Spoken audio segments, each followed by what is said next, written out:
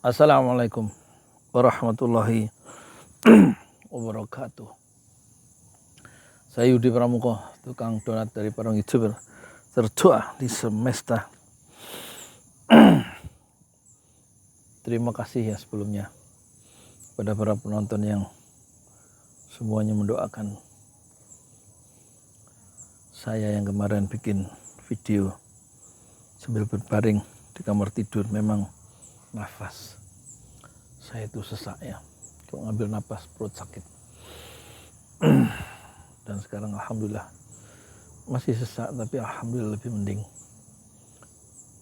Dan kemarin bikin video 2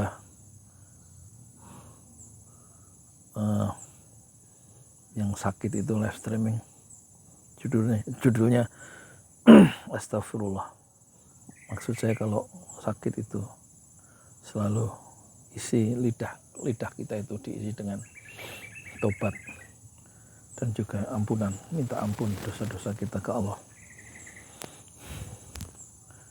Dan kedua, moga-moga dimasukkan live streaming supaya ada dokumentasi, jadi pelajaran buat saya sendiri betapa mahalnya sehat itu yang suka kita sia-siakan.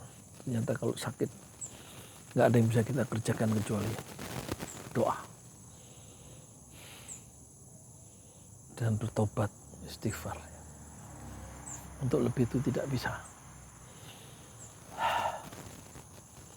Dan sekarang saya kembali terima kasih kepada Bapak, Ibu, Kakak, adik semua yang sudah mendoakan ya. Semoga doa-doa itu jadi amal soleh. Amin amin ya rabbal alamin. Kemarin nggak sempat ngaji karena susah. Sekarang hari ini tadi habis subuh saya udah ngaji 1 juz 28. Sekarang tanggal 28 ya. Ini sebentar lagi kita upload dulu. Ini video saya yang kedua hari ini. Saya mau bicara tentang persoalan anak muda. Umur 14 tahun, anak-anak Perancis, remaja Perancis itu udah jadi supir truk ya. Sudah bisa cari uang. Umur 14 tahun. Atta Halilintar juga 14 tahun. Malah umur 12 tahun sudah cari uang. Dan dia tidak lulus SMP. Atta Halilintar, YouTuber terbesar ya di Asia Tenggara atau di Asia, mengalahkan Pak Im Wong, mengalahkan Deddy Corbuzier, mengalahkan siapa, Raffi Ahmad. Dan dia, Atta Halilintar, tidak punya ijazah SMP. Ada ijazah SMP, waktu mau ditebus dia nggak punya uang, jadi entah di mana sekarang ijazah itu katanya. Dia bisa cari uang. Dan umur 23, karena YouTube-nya itu semangat, umur 23 tahun sudah membeli rumah sendiri senilai 30 miliar rupiah tanpa bantuan orang tua. Jadi bisa ya, anak muda Indonesia itu bisa cari uang ya sejak remaja kalau dia mau. Tapi di sini ya, kalau dalam konteks yang lebih luas, kita mengalami istilah bonus demografi, banyaknya anak muda dari remaja sampai 40 tahun lebih banyak dari orang tua. Dan bonus demografi, gejala banyaknya lebih banyak orang muda dibanding orang tua. Ini yang sekarang terjadi, dan ini akan terjadi 100 tahun lagi ya. Di beberapa negara seperti Jepang itu lebih banyak orang tua dibanding anak muda, sehingga mereka membutuhkan tenaga kerja yang banyak. Di negara lain begitu juga, di negara-negara lain. Tapi di Indonesia terlalu banyak anak muda. Pertanyaannya, bonus demografi, melimpahnya anak muda itu menjadi beban atau menjadi peluang? Kalau saya lihat secara mikro di kampung ini, ada umur 40 menggantungkan hidupnya pada istrinya yang sedang bekerja di pabrik.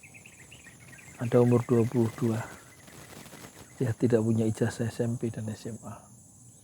Ada lagi umur 38, 14 tahun yang lalu waktu saya berjumpa dia masih di situ, sekarang dia masih di situ. Masih luntang-lantung, tidak bekerja, tidak menikah, tidak punya uang.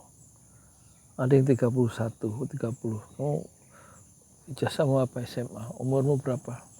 30, sudah bekerja belum, sudah nikah belum? Jadi itu potret ya. Bonus demografi kita itu justru menimbulkan problem baru. Karena mungkin strategi pembangunan yang keliru pada tingkat desa, meskipun Susilo Bambang Yudhoyono sudah menandatangani di akhir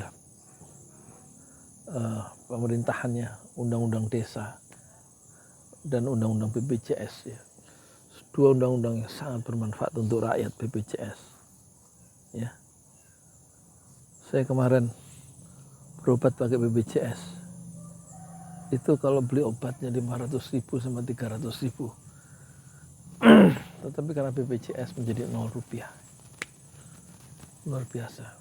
Sumbangan dari Presiden SBY. Saya nggak tahu sumbangan dari Presiden Jokowi ya. Karena Agustus kemarin mengeluarkan Kepres yang menguntungkan Partai Komunis Indonesia, menandatangani undang-undang Cipta Kerja yang menyusahkan buruh. Jadi pemerintah itu dipakai atau digunakan untuk apa ya.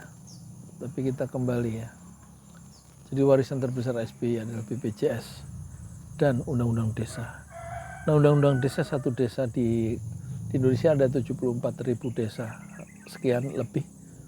Itu satu desa mendapatkan dana, ya dananya sendiri, dana dari rakyat, dana dari pajak ya. Itu 1 miliar atau 1,5 miliar setahun.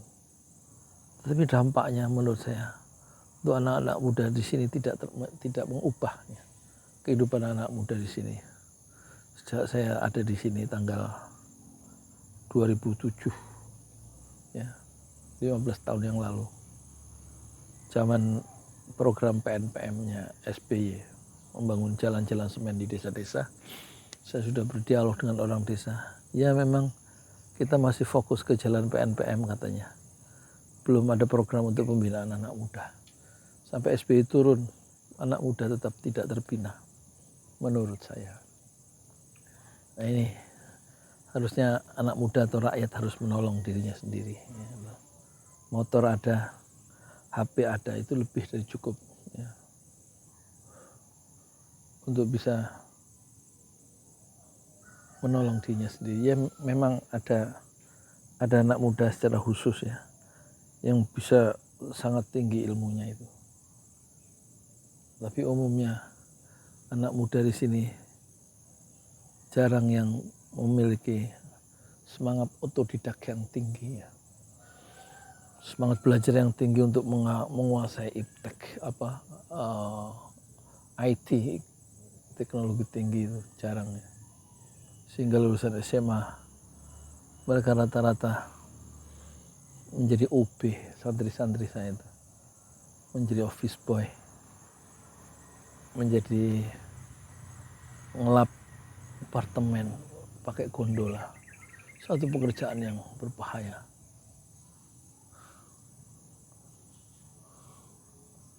Ada yang ya sebenarnya masa muda harusnya untuk masa belajar ya, bukan untuk main-main. Kalau saya lihat di sini banyak anak-anak muda tidur pagi, nanti bangun jam asar 4, sepanjang malam begadang. Ini berarti strategi pembangunannya yang keliru. Kalau memang anak muda itu akan didekati dengan pendekatan yang bercorak sistemik ya. Harus ada desa, paling tidak harus berpikir ya, lebih susah, lebih keras lagi. Bagaimana menjadikan anak-anak muda itu punya penghasilan. punya penghasilan.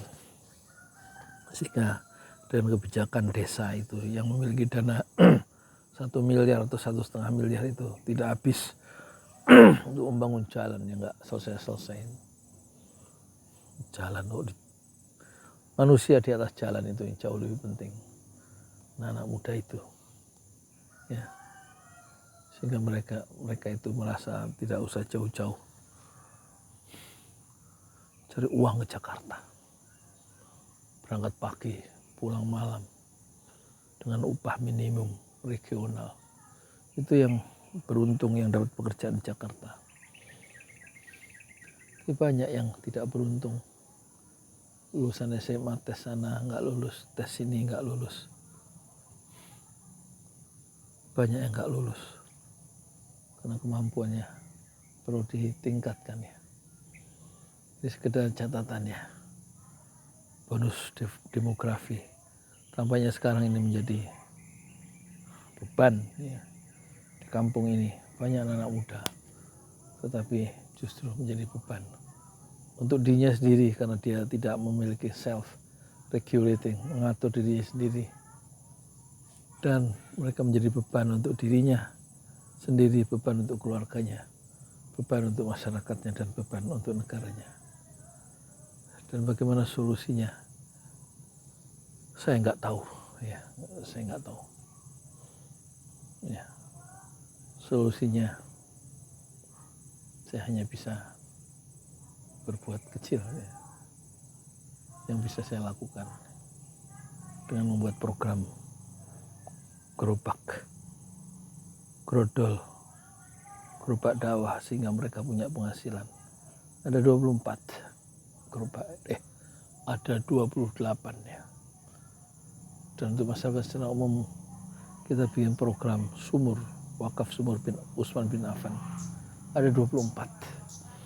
Yang terakhir di Cisaeng itu menghabiskan dana hampir 13 juta sehingga masyarakat sekarang ngantri air, ngambil air dari toren. Wakaf sumur yang ke-24 itu dengan gerobak-gerobak, tidak lagi pakai galon ya. Alhamdulillah. Di zaman pemerintahan Jokowi masih banyak orang yang tidak bisa menikmati air bersih ya. Di Cisaeng kira-kira 40 km dari Istana Negara Cisaeng, 5 km dari sini, atau 40 km dari pusat pemerintahan di Medan, Istana Negara di Medan Merdeka Utara. Satu ya kondisi yang tragis ya, rakyat masih kekurangan air bersih di dekat pusat pemerintahannya sendiri. Saya Yudi Pramuko, tukang donat dari Parung Youtuber, tertua di semesta Fasbir Sobron Jamila. Bersabarlah dengan kesabaran yang indah. Assalamualaikum warahmatullahi wabarakatuh.